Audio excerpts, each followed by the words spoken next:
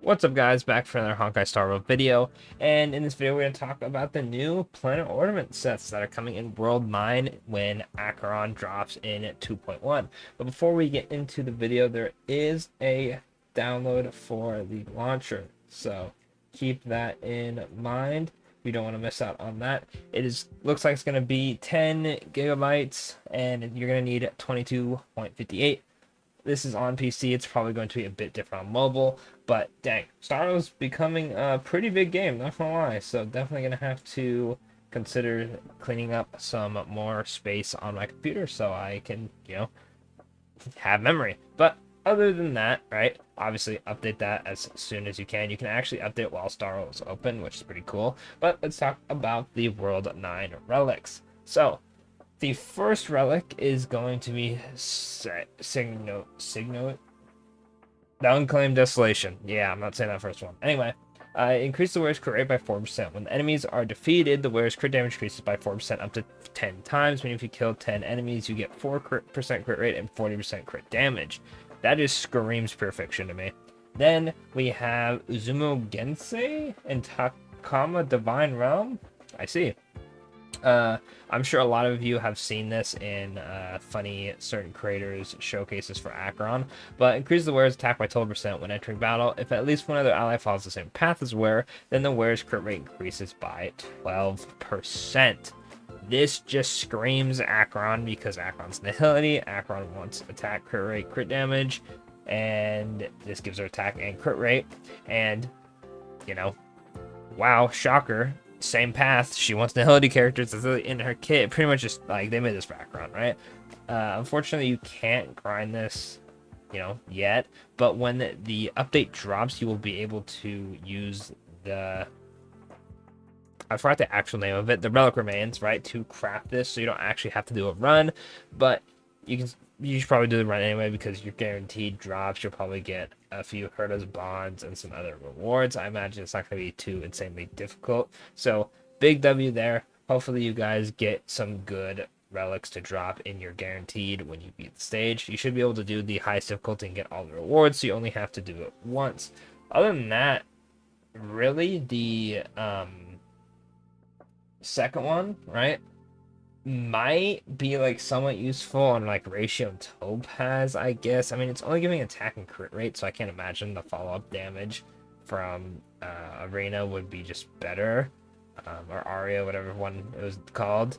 I can't really think of any other characters because Nihility doesn't want crit rate, and you aren't. Maybe if you're running like Blade and Car together, I'm not too sure. There's not a lot of characters who want crit rate who also need same path characters, because you're definitely not running like Jinglu Donhang, or you're definitely not running like Blade Jinglu, or like Argenti QQ or Argenti Herda or something like that. But for the first one, right, the crit rate 40% crit damage, that sounds absolutely disgusting. Like, actually, genuinely, it sounds really good. I'm actually so glad that they're part of the same set. I'm definitely going to do a couple runs to see if I can get some Acheron pieces, but I would really like that set for Pure Fiction for Herda and, once it loads, Herda and Himiko. I mean, I don't have Argenti, so I won't go that far, but Herda and Himiko are gonna love this set because they're always going to be doing a bunch of damage, and getting 10 kills in Pure Fiction is really easy, as long as obviously your Herda and Himiko are actually getting the kills and they're not dying to, another character's attack. I'm not too sure if it might count. I've never actually tested this. If the buff from the Pure Fiction kills, but the last character to attack them was Herda or Himiko, I think they might get the buff. I swear I've seen my Herda get her like crit rate or whatever the heck it is. Is it crit rate? I can't remember. I swear I've seen people get buffs from killing enemies, even though it wasn't them technically killing it. But like I said, don't take my word on it. I haven't really been paying attention to that kind of stuff because it doesn't happen too often for me to really notice. But regardless, it's not too hard to get Herda or Himiko to kill because, Himiko has her ultimate. Follow-up attack, she's doing good damage. Herda just spins the enemy to death when they have low HP. So she should definitely be able to rack up 10 kills, same with Himiko. I can't imagine, though, this set being good anywhere besides Perfection, because realistically, right, where are you going to use it? Where are you killing 10 enemies? At most, when you fight, you know, like a boss in, let's say, MOC, there's maybe like 4, 5, 6 enemies total. Maybe if you have one that spawns in enemies, you could stall it, I guess, but it wouldn't really make sense. You would just rather run other stuff. So this is purely pure fiction based, which is really nice because it's really good for pure fiction. I mean, crit rate and then crit damage. You're going to be doing a lot of crit damage. I might have to change up some sets, maybe give Himiko a crit rate chest piece instead, because what I was doing was using Fushuan and getting like 60%, kind of just rocking it. But with 40% crit damage, I don't really need the chest piece. I can just always make sure I always crit and always do good damage. I actually really like these two sets. Even though the second one is really just Acheron and maybe like budget Topaz ratio can use it. I'm assuming the other one's going to be better for them. They're not too bad. I imagine the second one, the attack crit rate one, will be more useful in the future depending on what kind of characters we get.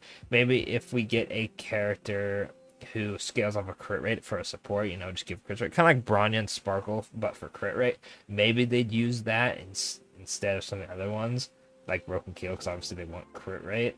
The first one, I'm actually really excited for the first one. I'm not gonna lie. I can already see the pure fiction stuff. But anyway, I will make a video probably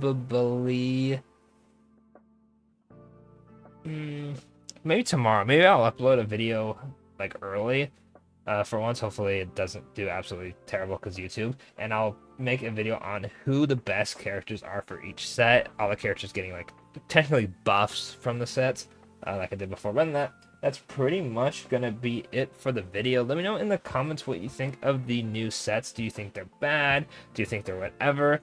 Personally, I'm very curious to see how good Acheron is compared to the other ones, because her follow-up attack, or sorry, her ultimate is considered a follow-up attack, so you could technically run the follow-up attack one instead, and 12% crit rate isn't anything too crazy with just the attack, so I'm very curious to see how well the second one does for Acheron, because, you know, a lot of people were hyping it up. I'm not gonna lie, a lot of people were hyping up saying it's Acheron's best in slot, but when you look at it at the naked eye, it doesn't look anything super crazy. But anyway, let me know what you think of the sets. Let me know what characters you're going to farm them up for. Let me know if you're going to farm at all, or you're just going to use a self-model resin, call it a day, or you're just going to do your one run. Let me know in the comments, and of course, don't forget to like and subscribe for more Hungry Star content. And of course, best of luck summoning for Luocha or Acheron, whatever you may be doing. And also, don't forget, download the update so you aren't waiting like 20 minutes before you can summon on the banner, because trust me, it's not fun.